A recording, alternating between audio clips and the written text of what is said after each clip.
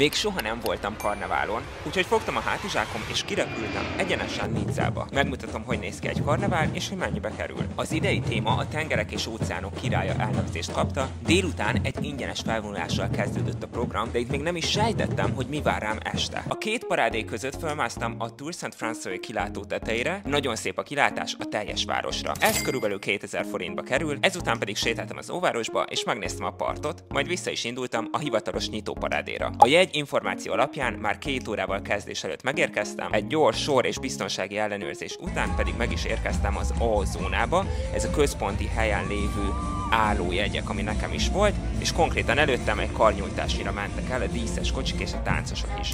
Ez a jegytípus körülbelül 6000 forintba került, a legolcsóbb jegy pedig 3200 forint lett volna. A nyitóparádé körülbelül 2 órás volt, és megállás nélkül jöttek a látványosabbnál látványosabb kocsik és táncosok.